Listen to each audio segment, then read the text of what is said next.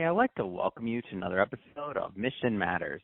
My name is Adam Torres, and if you'd like to apply to be a guest in the show, just head on over to missionmatters.com and click on Be Our Guest to apply. All right, so today I have Brendon Baker on the line, and he's founder and managing director of Valuable Change Company. Brendon, welcome to the show. Thank you.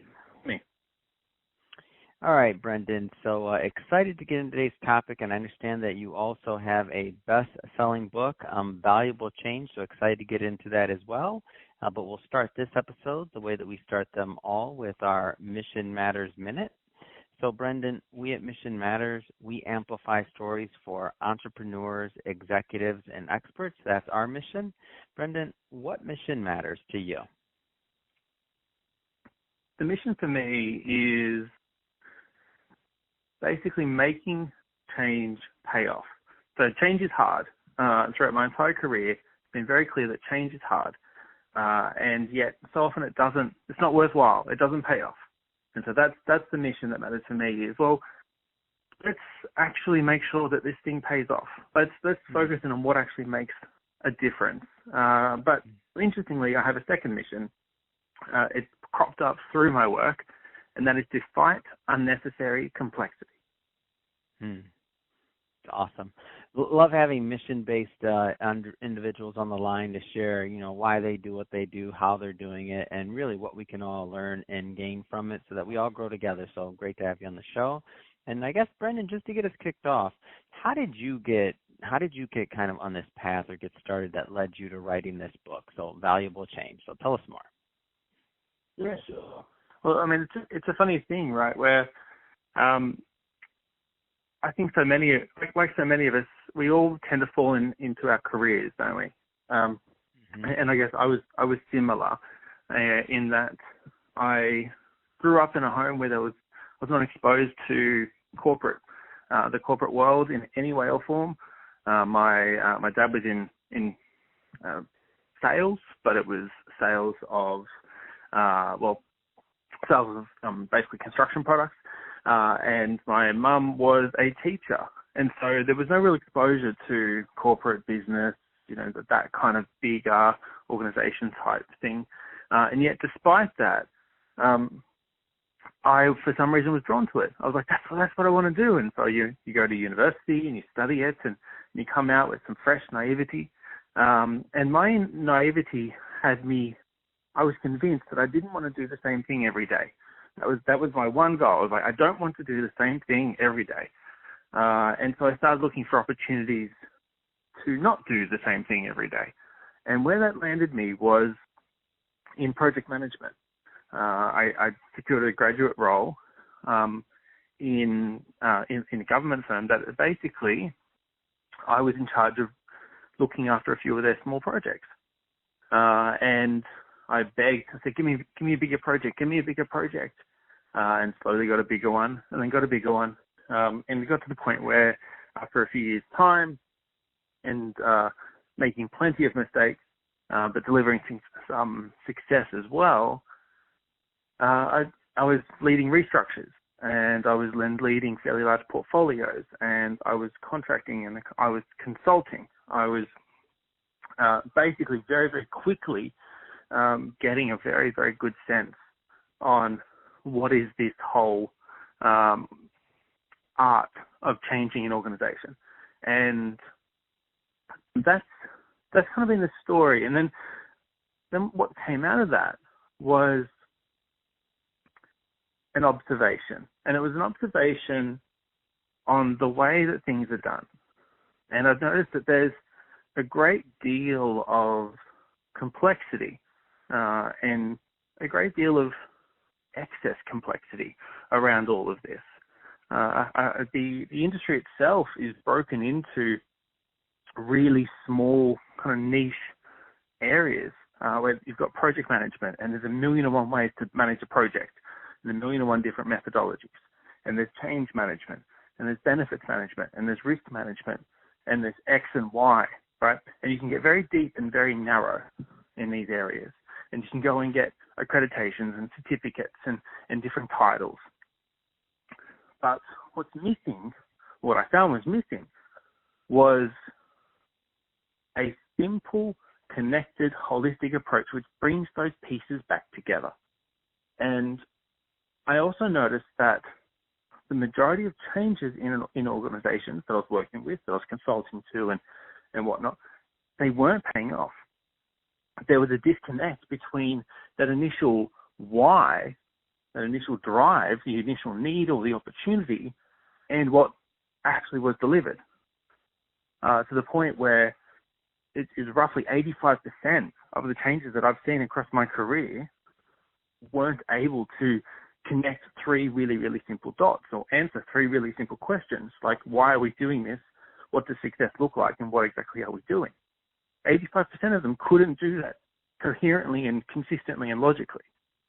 And that was probably the key. Those two elements were the key triggers that set me on this path, where it was like, okay, well, we need to bring these back together. And the way we bring them back together is by cutting through the complexity. And the way we bring it back together is by focusing on, well, why exactly are we doing this? And focusing on the drive. And so that was the catalyst for what I do now. And that's the catalyst for the book. And I had to come up with a new term to describe this. And so I call it change leadership. Because what it is essentially elevating above these niche, narrow areas. And it's doing a little bit across all of it, if you know what I mean. Basically driving more holistically and focusing on what actually shifts the dial, and in a really simple way, because there's no other way other than doing it simply. Leaders, especially leaders, do not have the bandwidth to get deep and narrow in these specialist fields.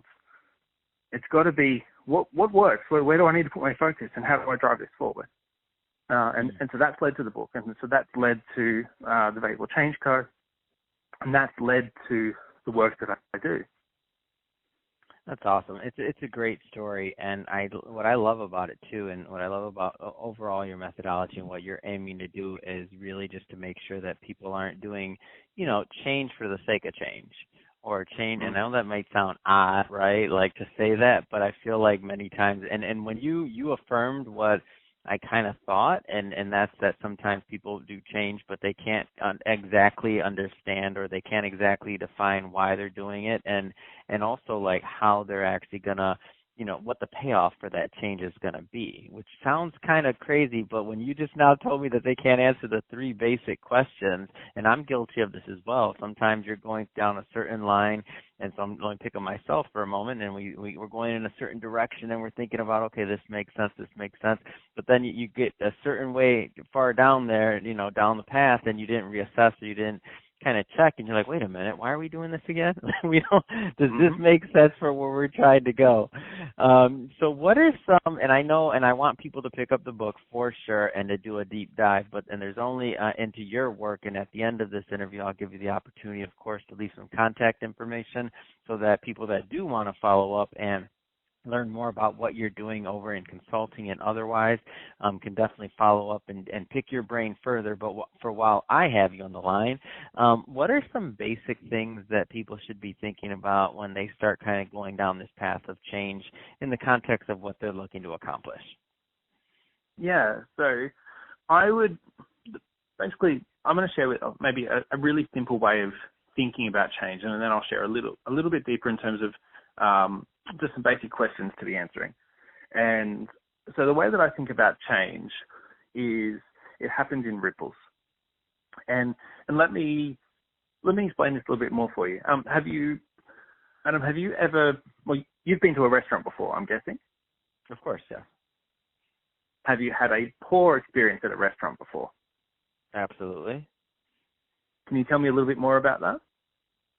Waited way too long for the food. Like, it was like we ordered and then I didn't, it took quite some time, and I remember I'm like, why am I even here again? I'm hungry. I already lost my appetite. I've been waiting so long. That was the big one. Yes. And how did you feel after that?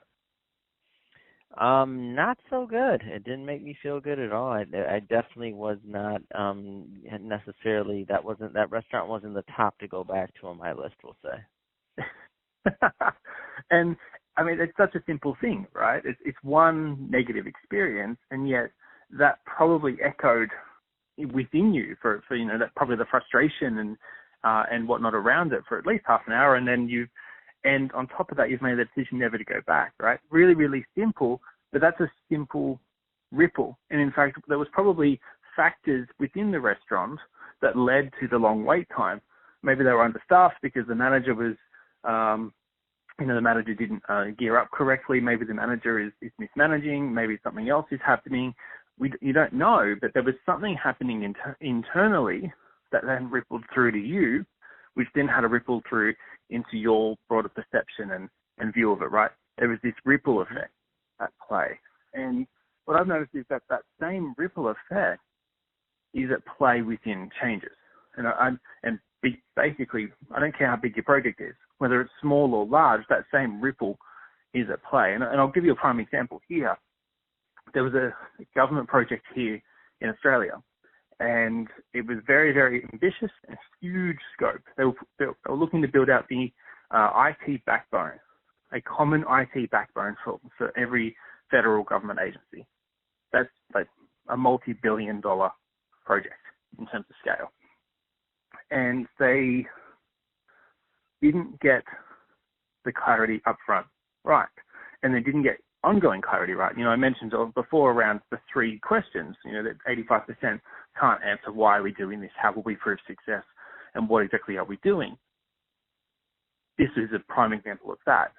And there was an executive revolving door where I think at one stage there were 5 executives over the space of 4 weeks, to let you know how quick some of the turnover in this space was in terms of ownership for this project.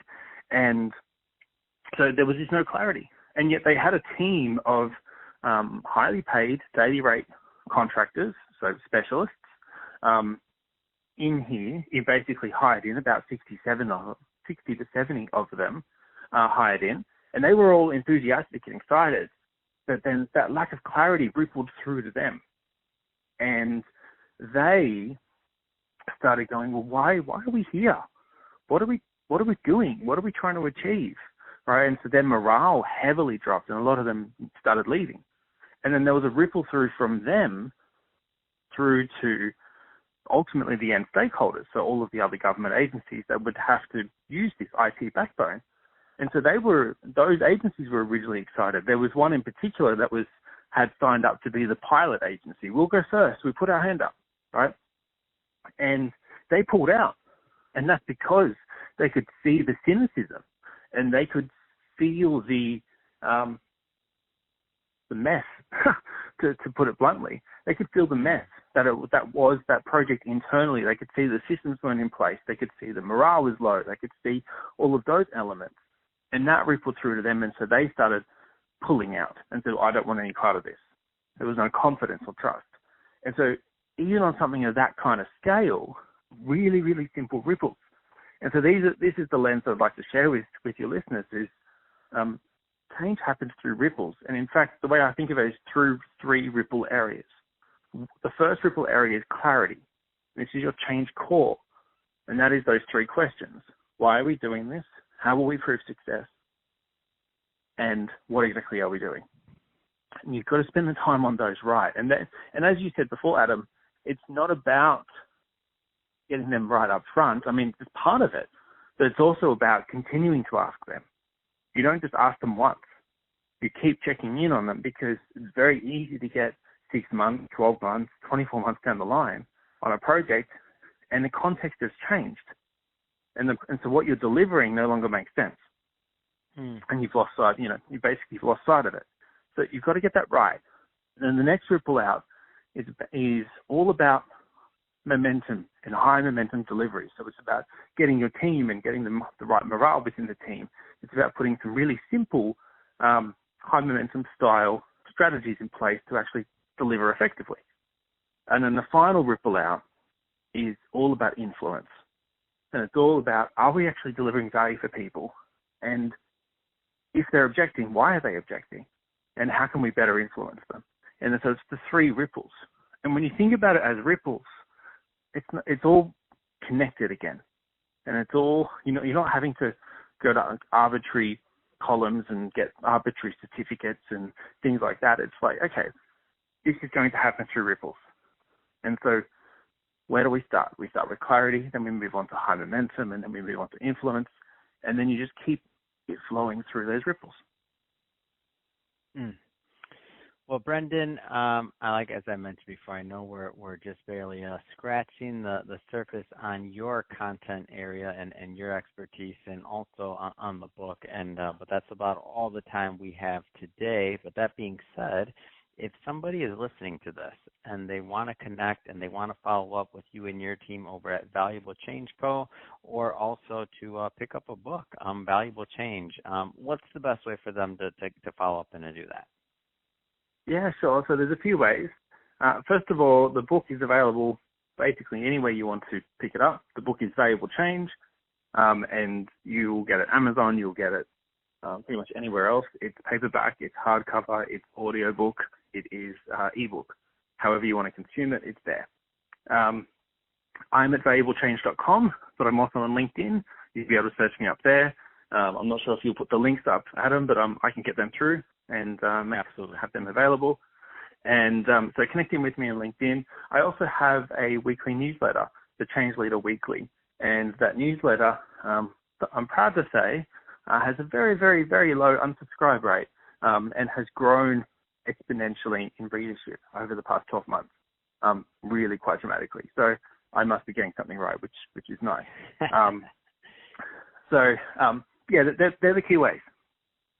That's awesome, and we'll definitely put those links into the show notes, because we definitely want to make sure that our audience, number one, picks up a copy of your book. So it was very easy for me to find it at Amazon. I just put in Valuable Change and Brendon Baker, and it came right up. Really easy to find, really nice, bright yellow book cover. You can't miss it. So definitely pick up a copy of that, and we'll definitely put the website link in the show notes as well. And speaking of the audience, if this is your first time with Mission Matters, or listening to an episode, or engaging with the platform overall, we're all about bringing on business owners, entrepreneurs, and executives, and having them share, their mission, the reason behind their mission, what they're up to, and really what we can all learn from that, so we grow together. If that's the type of content that sounds interesting or fun or engaging to you, hit that subscribe button, because we have many more mission-based individuals coming up on the line, and we don't want you to miss a thing. And Brendon, really, it has been a pleasure. Thanks again for coming on the show. Thank you so much for having me.